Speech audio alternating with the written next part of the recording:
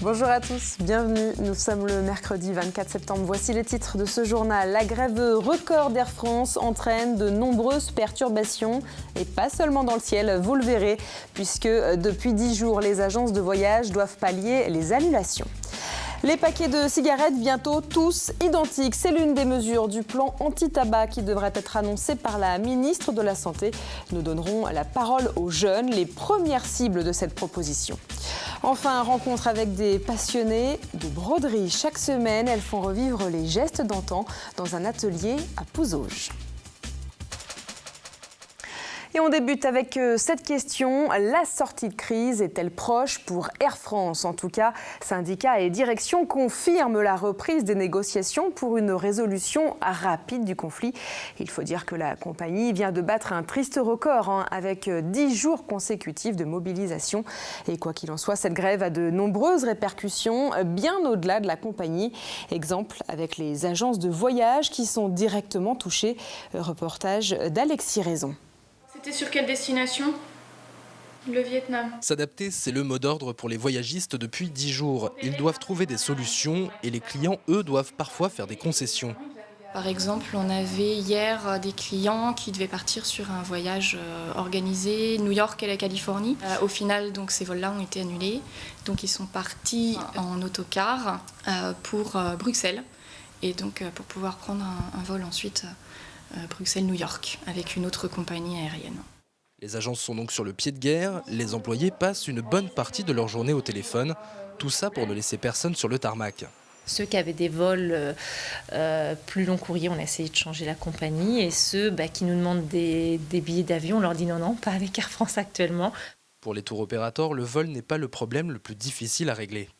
On vend beaucoup de forfaits tourisme, donc derrière, il y a des prestations qui sont réservées, hôtels, visites, guides, vol intérieur. Donc il faut que les clients partent à la date prévue parce que les prestataires sur place, ils se fichent, entre guillemets, des grèves qui peuvent avoir lieu en France actuellement. Tous les professionnels du voyage sont donc d'accord. Cette grève est un véritable casse-tête. Une grève record qui risque de marquer les esprits des voyageurs. Il y aura fatalement des conséquences indirectes, notamment sur Air France, puisque les voyageurs vont quand même se rappeler que pendant 10 jours, il y a eu quelques soucis et qu'il y a d'autres possibilités de remplacement avec d'autres compagnies aériennes. Les agences de voyage auraient déjà perdu 5 millions d'euros. Le SNAV, leur syndicat national, a annoncé qu'il demanderait des compensations. Et précisons que demain, plus de la moitié des avions resteront encore au sol pour le 11e jour de grève, sauf accord de la direction et des syndicats ce mercredi soir, bien sûr. Les chiffres du chômage ont été publiés ce mercredi et pour le mois d'août, le nombre de demandeurs d'emploi a reculé de 0,3% au niveau national, soit 11 000 chômeurs de moins. Il s'agit là de la première baisse enregistrée depuis octobre 2013. Et dans le même temps, le MEDEF vient de présenter ses propositions pour créer 1 million d'emplois. Parmi les mesures, le MEDEF voudrait notamment supprimer 2 jours fériés, permettre un sous-SMIC ou encore ouvrir les magasins le soir et le dimanche. L'actualité de ce mercredi, c'est également l'avenir des paquets de cigarettes. Les logos et les couleurs de chaque marque pourraient en effet bientôt disparaître. Les paquets deviendraient alors neutres tout en gardant les messages et les images chocs. Cette mesure entre dans le cadre du plan de lutte contre le tabac. Une mesure qui devrait être annoncée demain par la ministre de la Santé Marisol Touraine. L'objectif est donc de rendre le produit moins attirant pour les consommateurs, notamment les jeunes. Nous sommes donc allés à leur rencontre. Je pense que je continuerai d'en acheter toujours, ce serait la même chose. Je fume les mêmes clopes depuis plusieurs années et même s'il n'y a plus de couleurs ou quoi que ce soit, je l'achèterai quand même. Même si le prix augmente, c'est pas ça qui va me faire baisser ma consommation. Ma consommation resterait la même. On achète un tabac aussi pour son goût et non pas forcément pour le logo. Moi, ça me ferait pas changer spécialement d'avis. Ce qui me ferait arrêter de fumer, c'est l'augmentation du prix des paquets. Et au-delà des consommateurs, les buralistes sont évidemment concernés par cette mesure. Nous les entendrons dans notre édition de demain à l'occasion de la présentation donc officielle du plan anti-tabac. Et précisons que ce plan prévoit également d'interdire l'utilisation des cigarettes électroniques dans certains lieux publics. Au chapitre éducation, le redoublement va-t-il disparaître ? Europe 1 l'a annoncé ce matin, mais le ministère de l'Éducation nationale a démenti cette information, mais en précisant tout de même que les professeurs devront désormais demander l'accord de la famille de l'élève concerné. Quoi qu'il en soit, beaucoup de spécialistes s'accordent pour dire que le redoublement est inefficace. Nous sommes allés poser également la question aux enseignants. Chacun des élèves a la volonté de poursuivre, mais dans certains cas, la nécessité de redoublement s'impose pour consolider ne serait-ce que les bases. Je crois que l'important, c'est que l'élève donne du sens à ce qui lui est proposé et à sa volonté de réaliser son projet personnel. Ce n'est pas une sanction, le redoublement, parfois c'est une nécessité pour aller mieux de l'avant par la suite. On ouvre à présent notre page politique pour revenir sur les réactions après le retour de Nicolas Sarkozy. Hier, nous avons entendu Bruno Retailleau et Sylviane Bulteau. Ce soir, nous donnons la parole à 2 députés et 1 sénateur. Hugues Fourage du PS revient, lui, sur la prestation de l'ancien chef de l'État sur France 2 dimanche soir. Yannick Moreau se félicite, lui, du retour de Nicolas Sarkozy. Quant à Jean-Claude Merceron, il tient à rappeler que le centre doit rester indépendant. Écoutez. Il n'y avait pas grand-chose à dire, sauf à dire « je reviens ». Et je reviens au nom du rassemblement, au nom de la France, du besoin de la France, avec quelques contradictions. Là encore, je ne crois pas aux hommes providentiels, mais je reviens au nom du rassemblement, mais je vais uniquement dans ma famille politique. Bon, voilà, je crois que c'est quelque part un non-événement. Je fais confiance à Nicolas Sarkozy et je suis heureux de son retour parce que nous avons besoin d'un homme qui a cette énergie et cette expérience pour reconstruire notre famille politique, la refonder complètement du sol au plafond, pour rassembler les forces vives qui partaient de manière divisée. Nous aurons besoin de tout le monde et Nicolas Sarkozy saura rassembler toutes les forces vives de l'UMP, d'Alain Juppé à François Fillon, en passant par Laurent Wauquiez et Guillaume Pelletier. En ce qui nous concerne, au niveau de l'UEI, nous regardons ça avec attention, bien évidemment, mais nous n'oublions pas que l'opération qui a eu lieu en 2002 de faire un grand parti de droite avec le centre, on peut considérer aujourd'hui que ça n'est pas une réussite. Et donc, ce qui est important pour nous, c'est que d'une part, les mises au point au niveau de l'UMP soient faites, que les choses soient claires, et à ce moment-là, on pourra envisager éventuellement un partenariat, mais nous tenons à garder notre indépendance. Et précisons que Yannick Moreau fait campagne en Vendée pour l'élection de Nicolas Sarkozy à la tête de l'UMP. Et puis, toujours en politique, le tribunal administratif de Nantes a définitivement validé le résultat des élections municipales au Sables-d'Olonne. Un recours avait été en effet déposé par Yves Roucher suite à sa défaite au 2e tour face à Didier Gallo. Parmi les points soulevés par Yves Roucher, notamment un tract distribué la veille du scrutin. Sans surprise, le tribunal a donc rejeté son recours compte tenu de l'écart de voix entre les 2 candidats. Une décision dont se félicite le maire des Sables-d'Olonne qui entend maintenant se consacrer au dossier de la fusion. On l'écoute. C'était le choix de M. Roucher d'introduire une action. Elle a été rejetée par le tribunal administratif de Nantes. Donc le résultat des urnes est judiciairement confirmé. Je n'ai rien à dire, si ce n'est que nous avons énormément de travail devant nous. Nous avons commencé à tenir nos engagements. Et maintenant, je vais travailler avec mon équipe et Brigitte Tesson. Nous allons travailler à la fusion. C'est quelque chose qui doit être fait, et qui doit être fait rapidement. Et pour être tout à fait complet, revenons également sur le recours intenté contre Jean-François Dejean, membre de la liste d'Yves Roucher et directeur de Vendée Expansion. Eh bien, ce recours a également été rejeté par le tribunal administratif. Il avait été déposé par un colistier de Brigitte Tesson, l'actuelle première adjointe de Didier Gallo. On ouvre notre dossier Xynthia. Nous en sommes au 8e jour de procès exceptionnel au Sables-d'Olonne. Aujourd'hui, c'était le dernier jour d'audition pour les parties civiles. Des témoignages encore poignants, comme nous le confirme Caroline Tronche, que l'on retrouve sur place. Oui, Edwige, ça y est, les dernières auditions des parties civiles sont donc ce soir terminées. Les derniers à témoigner ont été ce qu'on appelle les victimes par ricochet, des personnes qui n'étaient pas sur place le soir de la tempête, mais qui en souffrent énormément depuis, notamment pour certaines d'entre elles, puisqu'elles ont perdu au moins un membre de leur famille. Alors, une des dernières victimes à parler hier, c'était Elisabeth Tabary. Son nom vous dit peut-être quelque chose. On en a déjà parlé dans le journal, c'est cette fautaise qui a perdu à la fois son mari et son petit-fils de 2 ans et demi, Raphaël, dans la tempête. Elle a déjà raconté son histoire dans les médias notamment, mais son témoignage d'hier à la barre avait quand même quelque chose de nécessaire pour elle. Je me suis déjà fait entendre, mais je ne m'étais pas fait entendre directement par les personnes concernées. Là, j'ai pu les regarder. Pour ceux qui ont levé la tête, ceux qui m'ont regardé en face, j'ai pu les regarder dans les yeux, pas tous. Ce que j'ai surtout ressenti, c'est le témoignage des gens, parce que bon, je suis... qui m'a énormément... Vous savez, on se connaissait tous, et puis on ne sait pas raconter nos histoires. Ou alors on savait en gros ce qui s'était passé. Là, on a raconté nos histoires, et je crois qu'on a été une espèce de... on était à la même phase, vous voyez, quelque part. Je trouve que ça m'a énormément apporté. J'ai connu des belles gens, j'ai fait connaissance de belles gens, de belles familles.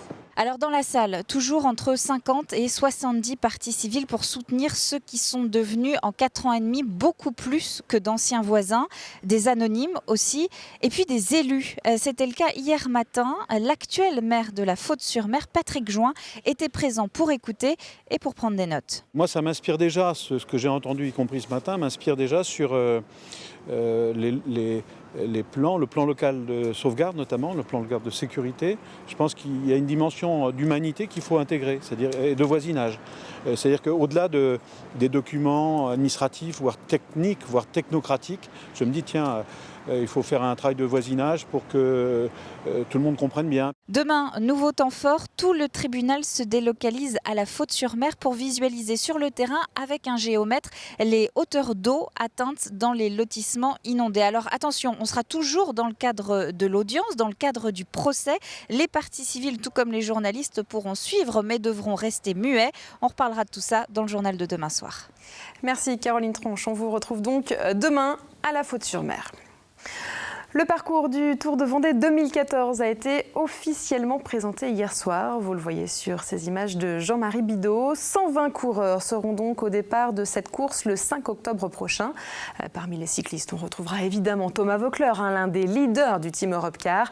Les 16 équipes s'élanceront de Chantonnay pour 205 km. Direction notamment le sud vers Fontenay-le-Comte et Mervan. Partant de Chantonnay, nous avions l'occasion de descendre tout de suite au sud du département et puis profiter des vallonnements de la forêt de Mervan dans un premier temps et de remonter jusqu'au Puy du Fou pour gravir toutes les 80 km de monts, de collines qui sont dans l'est du département. Donc c'est un parcours qui va être assez difficile, je pense. Et nous reviendrons ensuite sur Chantonnay pour un deuxième passage avant de prendre la route en direction de La Roche-sur-Yon pour le circuit final, quoi. Et puis ajoutons que le parrain du Tour de Vendée est Anthony Charteau. Rappelons que ce Vendéen a fait notamment partie du Team Europcar et qu'il a mis fin à sa carrière l'an passé, juste après son 7e Tour de Vendée donc. Depuis le début du mois de septembre, les vendanges ont débuté dans les vignes. L'occasion pour nous d'aller à la rencontre d'un vigneron qui a notamment une particularité, celle de travailler en biodynamie, c'est-à-dire en respect avec la nature. Reportage à Chaillé-sous-les-Ormeaux avec Grégoire de Châtillon. Pour tout vigneron, la période des vendanges est certes le fruit de 12 mois de travail. C'est une étape également délicate pour obtenir du vin de qualité. On a vraiment une période très très courte pour pouvoir le ramasser vraiment à la bonne maturité. Il faut intervenir assez rapidement et puis ça peut se jouer à 2 ou 3 jours sur la qualité du vin. Jean-Marc Tard, ancien sommelier et fils de vigneron, a fait l'acquisition de 9 hectares de vignes en 2009. Nous sommes ici à Chaillé-sous-les-Ormeaux, dans le vignoble mareuillet des fiefs vendéens. Ce qui le distingue de la plupart des autres vignerons, c'est qu'il cultive ses vignes en biodynamie, c'est-à-dire en symbiose avec la nature. La grappe par elle-même n'est pas la même. Une vendange, une vigne en conventionnel, vous n'avez pas la même intensité aromatique, les mêmes saveurs dans les baies, c'est complètement différent. La viticulture biodynamique s'opère souvent avec les cycles de la Lune. Elle va dynamiser et intensifier la vie organique dans le milieu où vit la vigne. Jean-Marc utilise alors pour le sol de la bouse de vache et de la silice. Quand on boit un de mes vins, on a vraiment l'impression de boire un vin naturel. On a le croquant du raisin, il y a l'identité du terroir. Les vendanges se font tout naturellement de façon manuelle, avec un tri bien sélectif des grappes récoltées. Le millésime 2014, lui, devrait être prometteur. Les femmes que nous allons rencontrer maintenant sont des passionnées de broderie. Elles se réunissent donc toutes les semaines dans l'atelier de l'une d'entre elles à Pouzauges. Quand la rigueur et la finesse font revivre le savoir-faire d'antan, c'est un reportage de Cyril Guillet. Moi, je fais du passé en piéton. Enfin, j'essaye. Je fais comme tout le monde, j'essaye. C'est dur. L'atelier de broderie d'art Amandinelli accueille toute l'année des élèves et ce 7 jours sur 7. Initiées ou débutantes, bon nombre de ces apprenties brodeuses font le déplacement, parfois même de loin. J'habite en Loire-Atlantique. D'accord, oui, vous faites la route Oui, j'ai une bonne heure et demie de route lundi, tous les 15 jours. Venus des Deux-Sèvres, des Charentes-Maritimes, du Maine-et-Loire, tout ont le même objectif, apprendre et maîtriser les différentes techniques de broderie. J'avais envie de retrouver en plus compliqué ce que j'avais fait à l'école quand j'étais toute petite, en primaire, où on apprenait à faire quelques boutonnières ou du point de reprise. Beaucoup disent « Ah, c'est les broderies de nos grands-mères ». Eh bien oui, mais justement, il ne faut pas les perdre parce que c'est précieux. C'est un patrimoine. Tu te mets bien juste au-dessus de ton fil tiré. Et c'est Eliane Pouzé-Gauvry qui a la lourde tâche de transmettre ce savoir-faire. Véritable passionnée, elle tient à redonner vie à la broderie en décryptant des points anciens pour les appliquer sur des ouvrages contemporains. Mais c'est vraiment notre patrimoine, au même titre que les pierres. Vraiment, c'est très important. Je pense de transmettre ça, de savoir. Il y a une génération qui avait laissé bien tomber. Et puis on le ressent, il faut vraiment que ça existe, quoi. Ça vaut le coup. Alors ça fait partie des dentelles à l'aiguille, c'est du Venise. Les techniques de broderie sont innombrables, point de Beauvais, point Richelieu, jour riche ou Sillaos. Toutes ont leur particularité. Seul point commun entre ces techniques, la patience. Tu prends ton temps parce que là c'est costaud. Hein, ok ? Donc genre d'effet. Oui. Ce qui est très, très intéressant ici, c'est qu'on mélange énormément de techniques en fait. Parce qu'on arrive à faire des pièces extraordinaires. Parce que par exemple, au départ de ce petit tablier d'Annabelle, on était parti sur un Richelieu tout classique. Et finalement, on a transformé en faisant des points de dentelle à l'aiguille, en faisant des points de plus petits, en faisant des choses même oui, du Venise. C'est la richesse, quoi, des points. C'est intéressant de pouvoir. Mais toujours les mélanger avec beaucoup de grâce. Voilà. L'an passé, à l'occasion de la journée des métiers d'art, Eliane Pouzé-Gauvry s'est vu remettre par la Chambre des métiers une main d'or qui vient récompenser la qualité de son travail et de son accueil au sein de son atelier. Et puis sachez que si vous êtes intéressé par la broderie, Eliane Pouzé-Gauvry sera présente ce week-end au logis de Chaligny à Sainte-Pexine pour l'événement L'automne en pays mareuillais. Et avant de s'intéresser au week-end, voyons d'abord le temps prévu pour demain. Et l'automne s'installe très rapidement puisque la journée de ce jeudi devrait débuter et se poursuivre sous la grisaille. Mais le soleil réussira tout de même à percer dans l'après-midi. Et dans quelques minutes, vous découvrirez la météo complète avec Armel Pavageau. Quant à nous, on se retrouve évidemment demain pour un nouveau point sur l'actualité vendéenne.